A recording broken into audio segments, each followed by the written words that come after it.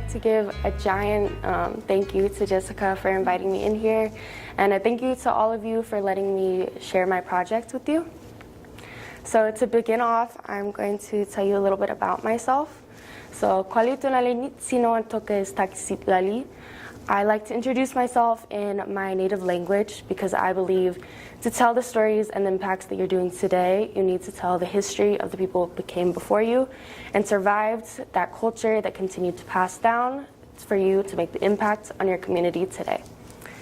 So to get into it, hi, my name is Cheyenne Anderson. I am 16 years old, and I am born and raised in Albuquerque, New Mexico, specifically the South Valley.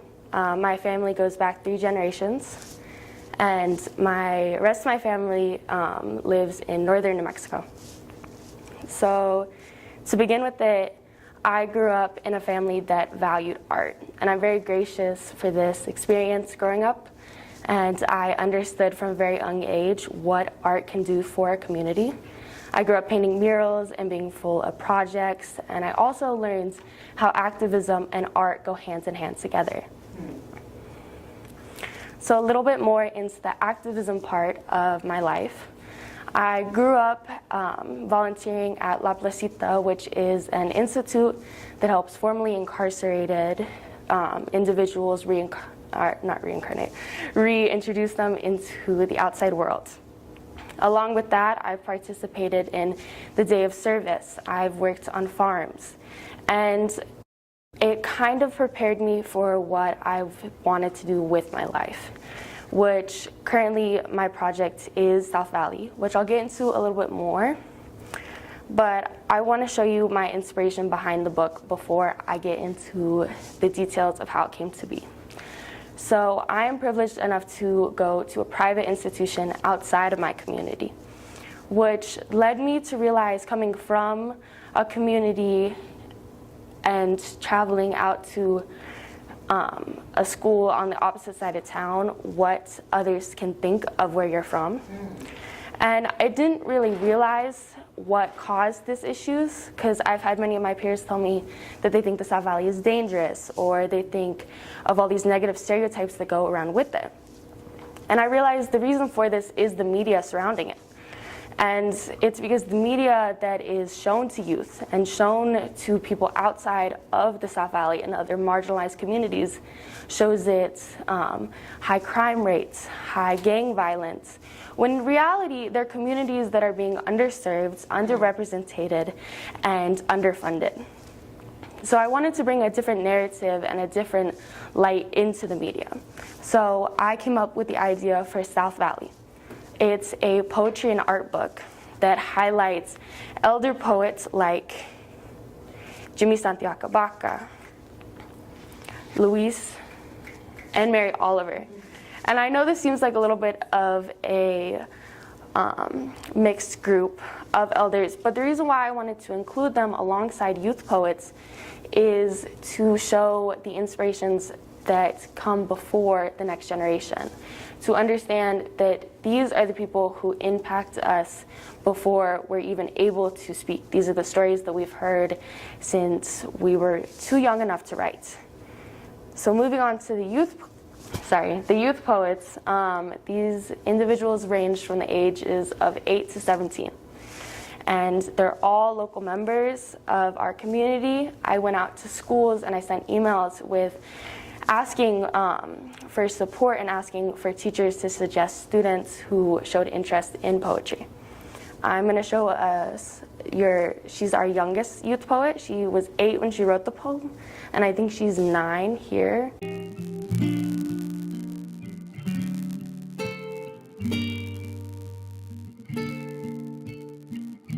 Summer breeze, a winter freeze, and everything from above. Trees rustle and bees buzz, all while everyone's humming along. My poem is about all of the sounds that you could hear inside of the South Valley. The paths around here are so nice to walk in because there's different sounds like the birds and trees and maybe some animals. I love just stopping for a second and listening.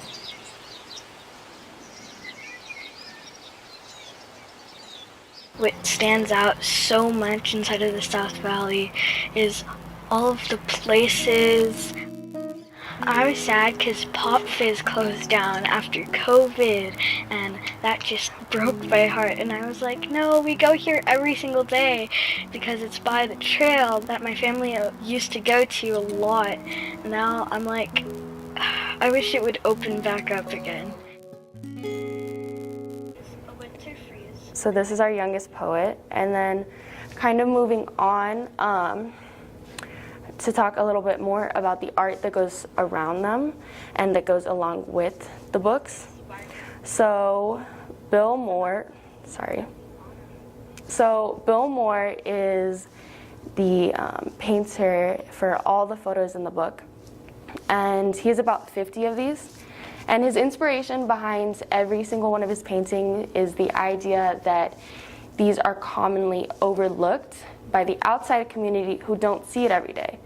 Somebody might just look at this and see Dairy Queen, but when you ask somebody who's seen it and grown up on it and seen the specific area it's in, they kind of have this moment where they see it and they go, oh, I know that place. And they have that kind of recognition. And that was my main goal for this, because growing up there wasn't that recognition in the media of street corners and of little moments and even people.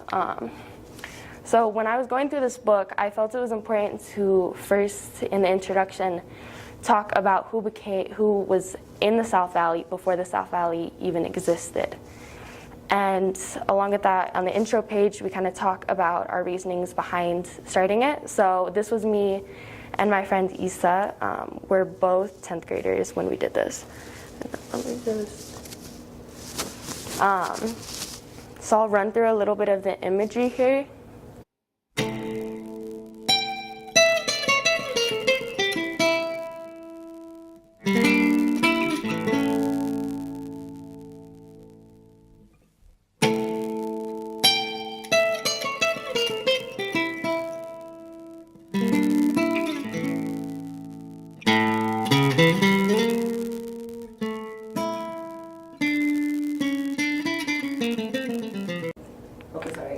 We get really excited about the South Valley. Thank you. So another Hey, there's Dawn. There's Dawn.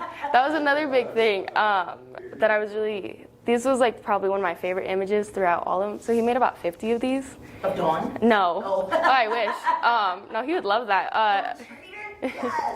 Of just different areas, and the majority of them are on bridge, and it's kind of interesting now because we can see with the construction and with the change that between these books there is a mix of images that you can't see and that are only in your memory, and those that are still there and you can still drive by them.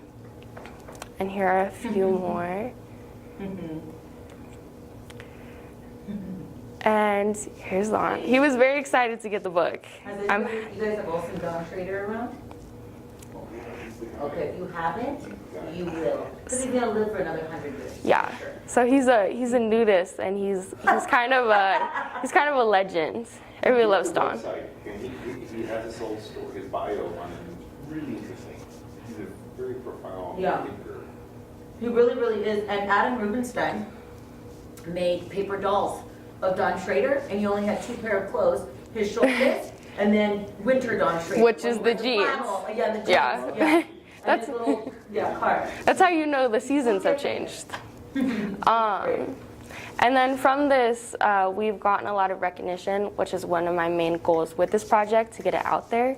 So we got congressional recognition, and with the help of the mayor, we got it into all the Albuquerque libraries at first, and then we got in touch with the whole department. So currently they're in every single library all across the state, which was one of my greatest achievements with this project, because I wanted it to have accessibility. I wanted it to be accessible for kids and for families who can't go out and spend $25 on a poetry book that they are probably going to read once.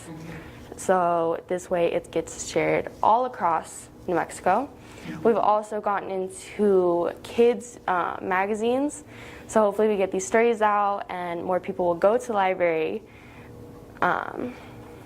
And another one of my favorite things is that we've been going into classrooms, and because the system on how to get books into elementary libraries is a little bit tricky, so we've been donating them and talking to the class, and very similar to your guys' outreach projects, we've been pretty much doing the same thing, but with paintings. And I'd like to give a giant thank you to Jessica for inviting me in here, and a thank you to all of you for letting me share my project with you.